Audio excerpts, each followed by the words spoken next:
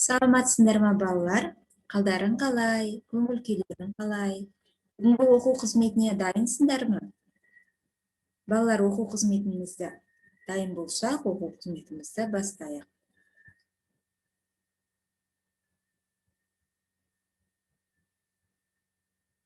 Бүгінгі балалар оқу қызметіміз жаратылыстану. Бүгінгі өтетін тақырыбымыз әр жыл мезгілде қандай өзгерістер болады. Балалар, сабағымызды жақсы көңіл күймен бастамас бұрын, менімен бірге шаттық шеңберін қайталаңдар. Мен жерімді сүйемін, жеріме дән себемін, ауа таза болсын деп, жылда ағаш егемін. Жарайсыңдар балалар. Енді осындай тамаша көңіл күймен бүгінгі сабағымызды бастайық. Балалар, біз алдыңғы сабақта табиғат құбылыстары туралы өткен болатынбыз. Енді сол сабағымызды еске түсірмес бұрын сендерге сұрақ. Табиғат құбылыстарына нелер жатады? Кәнекей, есімізге түсіріп өтейік. Табиғат құбылыстарына нелер жатады екен балалар?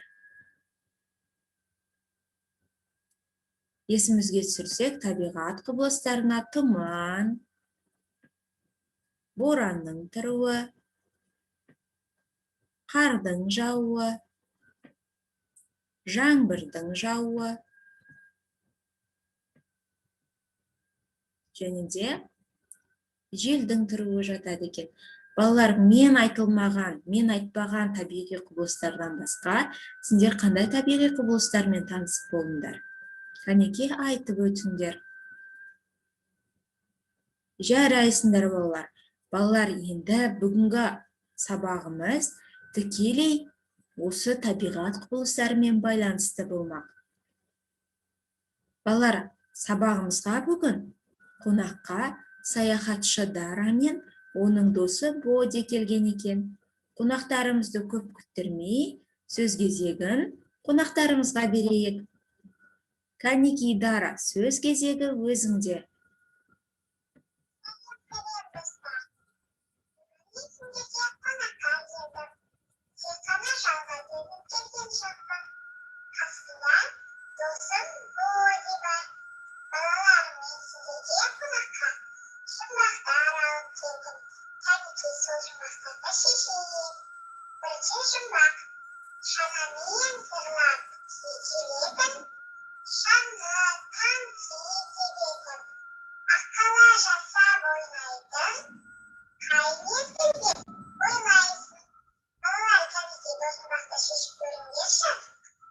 Шанамен зырлап желетін, шаңғы, коньки тебетін, аққала жасап ойнайтын.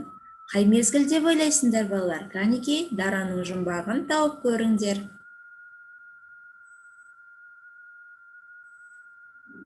Дара, жұмбағының жауабын айта ғой, менің балапандарым өз білімдерін тексеріп көрсін.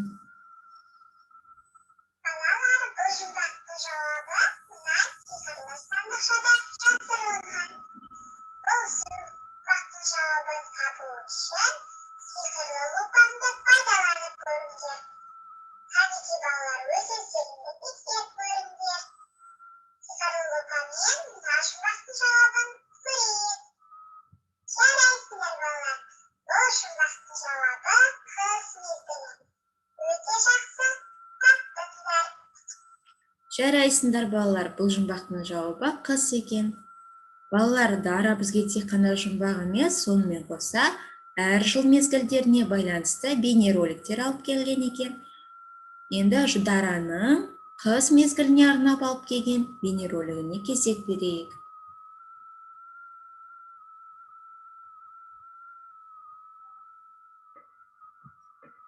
Жылдың ең суық мезгілі қыс. Қыста көптеген елдерде қатты аяз болады. Қар жауып, өзендер мен көлдер мұзға айналады. Талдардан жапырақтар болмайды. Күн қысқарып, түн ұзарады. Кейбір жануарлардың жүндері қалыңдайды. Ал кейбір жануарлар қысқы ұйқыға кетеді. Мысалға, аю. Адамдар жылы киімдерін киеді. Бас киім, қолқап, күртке, ботинка немесе етіктері. Балалар аққала жасайды. Шанамен ойнап, коньки тебеді. Және де шаңғы тебеді. Жарайсыңдар. Балалар, енді Дара досымыздың екінші жұмбағына кезек берейік. Мұқият тыңдаңдар. Балалар, келесі жұмбақ бұлтты айдар желдеткен, нөсер етіп сергеткен, жаңбырлатып ойнайтын, қай мезгіл деп ойлайсың? Кәнекей балалар, бұл қай мезгіл деп ойлайсыңдар? Тауып көріңдер. Бұлтты айдап желдеткен, нөсерлетіп селдеткен, жаңбырлатып ойнайтын, қай мезгіл деп ойлайсыңдар, балапандар? Дара өз жұмбағының жауабын айта ғой.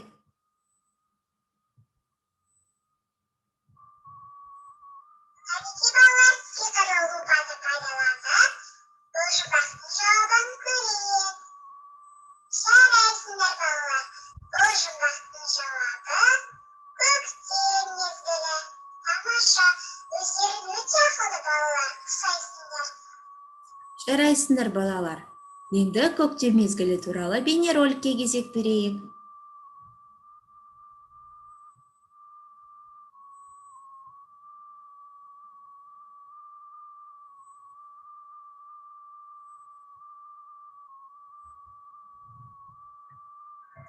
Қыстан соң көктем келеді. Көктемде қарлар ериді. Талдар бүршік атып, жерде жасыл шөп өседі. Дала құдды бір жасыл кілем төселгендей. Жер гүлдейді. Көктемде құстар ұшып келеді. Ұя салып жұмыртқалайды. Жануарлар төлдейді. Адамдар көктемде егін егеді. Мысалға, жемістер мен көкөністер егеді. Адамдар көктемде табиғат аясында түйе шығады. Балалар ойын ойнап, атпырауы ұшырып, бір-бірімен доп ойнайды. Жарайсыңдар, балалар. Ал Дараның үшінші жұмбағы бар екен. Назарларыңды үшінші жұмбағына берейік. Дара үшінші жұмбағында жасыра ғой.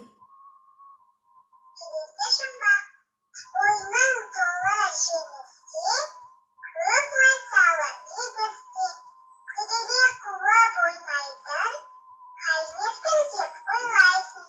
Бұл қай мезгіл балалар? Қойның толы жеміске, көк майсалы егісте, көбелек қуып ойнайтын, қай мезгіл деп ойлайсыңдар, балалар? Дара жұмбағының жауабын айта ғой. Ал сиқырлы лупан көмекке келді. Бұл жұмбақтың жауабын көрейік. Жарайсыңдар балалар, бұл жұмбақтың жауабы жаз мезгілі. Сендер өте ақылды балалар екенсіңдер. Қиын жұмбақтарыңды да тауып көріңдер. Жарайсын, балалар. Енді жаз туралы бейнероликке кезек берейік. Бейнероликті балалар мұқият тыңдаңдар.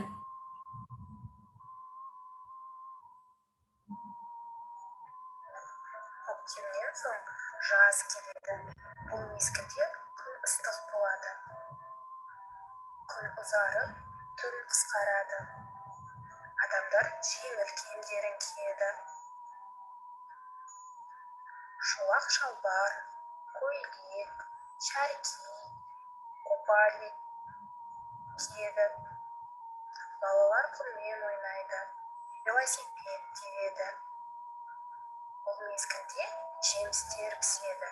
Шие, итмұрын, құлпынай, шабдалы. Жазда оқушылар демалысқа шығады. Мектепке бармайды. Ал көбіне ата-аналар ақылы демалысқа шығады. Сол себепті отбасылар Жағажайларға барып, күн аясында демалады. Жарайсыңдар балалар. Ал Дараның ең соңғы жұмағында кезектелейік. Алдыңғы ең соңғы жұмбақ. Жиып теріп болатын, қамбаға астық толатын, қызыл қырман ойнайтын, қайнетсің деп ойлайсың. Жиып теріп болатын, қамбаға астық толатын, қызыл қырман ойнайтын, қай мезгіл деп ойлайсыңдар балалар? Кәнекей Дара, менің оқушыларым тауып қойған сияқты. Жауабын айта ғой, балалар өздерін тексеріп алсын. Сиқырлы ұлпанмен сиқырлы сандықша көмекке келді. Балалар, бұл жұмбақтың жауабы не екенін көрейік. Бұл жұмбақтың жауабы жарайсыңдар, күз мезгілі екен. Тамаша балалар, сендер барлық жұмбағының жауабын тез таптыңдар. Жарайсыңдар балалар. Балалар, енді күз мезгілі туралы бейнероликке кезек берейік. Жаздан соң күз келеді. Күзде жапырақтар сарғайып, желкеге түседі. Күн қысқарып, түн ұзарады. Орманда саңырауқұлақтар көбейеді. Бұл мезгілде жаңбыр жауып, шалшық болады. Сол себепті адамдар өздерімен қол шатырын алып, мезетке етіктер киеді. Күзде оқушылар мектепке барады. Бұл мезгілде адамдар мол өнім жинайды. Жануарлар қыстық азығын жинап, құстар жылы жаққа ұшады. Жарайсыңдар балалар. Балалар, енді бір жылда балалар 4 маусым болады екен. Яғни 4 жыл мезгілі болады екен. Қыс, көктем, жаз және де күз маусымдары. Балалар, енді маусымдық өзгерістер дегеніміз не? Кәнекей, соған назарларыңды аударыңдар. Балалар, маусымдық өзгерістер дегеніміз әр жыл мезгілдерінде болатын табиғи құбылыстар. Алдыңғы сабақта табиғи құбылыстарды өттік, және де сабағымыздың басында қайталаған болатынбыз. Қайталаңдар. Маусымдық өзгерістер дегеніміз жыл мезгілдерінде болатын табиғи құбылыстар. Мысалы, қыс мезгілінде балалар қандай маусымдық өзгерістер болады? Мысалы, қыс мезгілінде қар жауады, боран тұрады, жел болады. Қыста осындай маусымдық өзгерістер болып тұрады екен балалар. Балалар, енді мен сендерге жыл атайдың 4 баласы деп аталатын ертегі алып келдім. Сол ертегіні мұқият тыңдаңдар, одан кейін сұрақпен жұмыс жасаймыз. Ертеде жыл атай өмір сүріпті. Ол бүкіл табиғат құбылыстарының иесі болыпты. Табиғаттың әрбір мүшесі жыл атайдың құзырында екен. Жыл атайдың мінездері әртүрлі 4 баласы болыпты. Бірінші баласының аты қыс екен. Қыс өте қатал, ашушаң болған екен. Мінезінің қатты болғанымен көңілі пәк, ниеті түзу екен. Бірақ ашуланса, бүкіл әлемді өзінің суық ызғарымен тоңдырып тастайтын көрінеді. Ал үлкен баласынан кейінгі баласының есімі көктем екен. Көктем өте көңілді, жайдары, жан-жағына шуағын, нұрын төгіп жүреді екен. Қыз ағасының ашуланған кезінде осы көктем ашуын басып, сабырға келтіріп отырады екен. Көктемнің ерекшелігі бүкіл тіршілік иелеріне мейірлене қарап, жан бітіреді екен. Сондықтан оны жануарлар мен өсімдік патшалығы ерекше құрметтейді екен. Бірақ көктем кейде мұңайып қалады екен. Осындай мұңайған сәтте оған көмекке келетін үшінші баласы жаз екен. Жаз жыл атайдың барлық балаларының ішіндегі ең жайдары, ең мейірімдісі екен. Жаз бүкіл жер бетіне өзінің ыстық шуағын төгіп, жеміс жидектердің пісуіне септігін тигізеді екен. Жазға бүкіл гүлдер патшалығы бағынатын көрінеді. Бүкіл жәндіктер мен жануарлар да оған дән риза. Жыл атайдың ең кенже баласы күз екен. Күз үнемі томсырайып жүреді екен. Бірақ кейде қуанышты сәттері де болады. Тұйық мінезіне қарамастан, күз өте жомарт, қолы ашық екен. Әсіресе оған балалар, адамдар патшалығы дән риза. Өйткені ол астықпен, жеміс жидектермен, көкөністермен адамдарды қамтамасыз етіп отырады екен.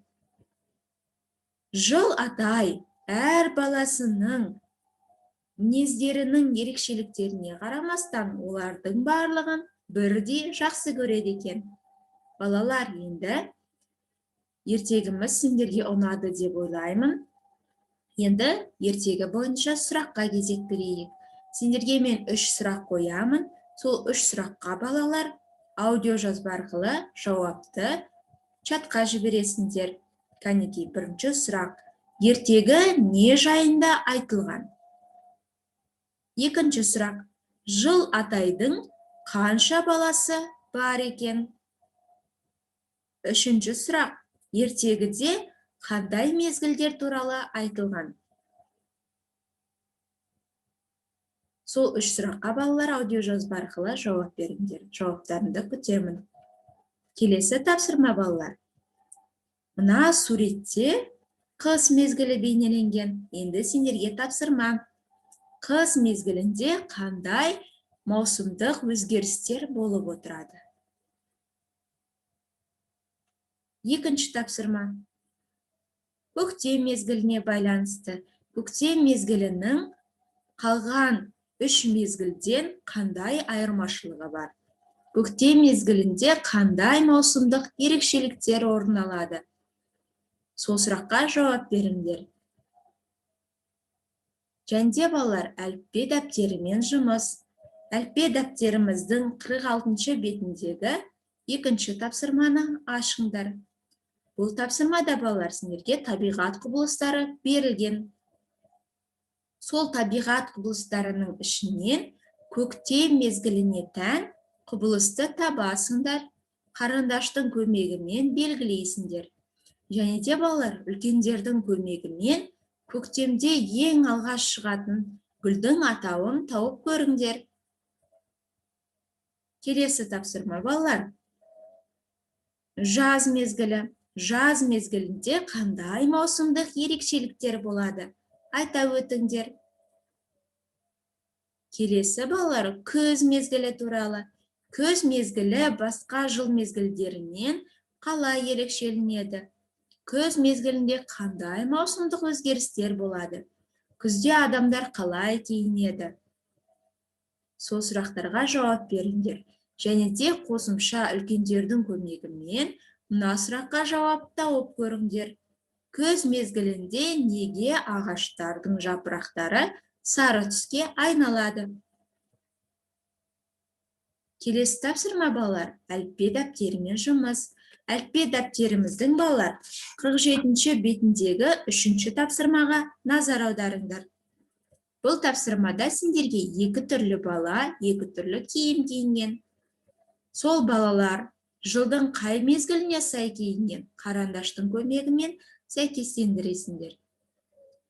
Балалар, маусымдық өзгерістердің жанды табиғатқа тигізер ықпалы зор. Жанды табиғатқа балалар не жататындары туралы біз алынғы сабақтарда өткен болатынбыз. Сендер өте жақсы білесіңдер. Көктемде жан жануарлар мен өсімдіктер тіріліп, тіршілік басталады. Жануарлардың кейбір түрі жаз, күз мезгілдерінде азықтарын жинап, қыста қысқы ұйқыға кетеді. Адамдар да әр маусымдық өзгерістерге байланысты киім киеді.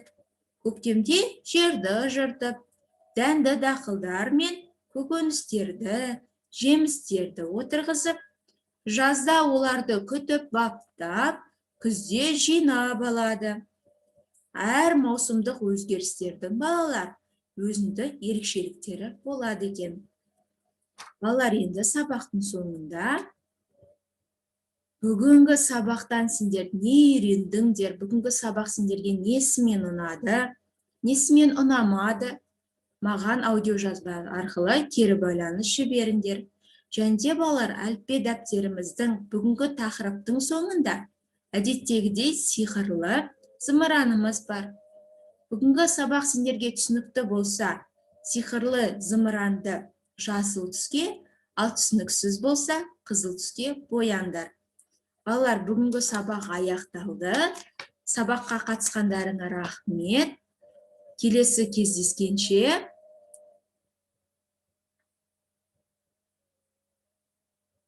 сау болыңдар, балалар.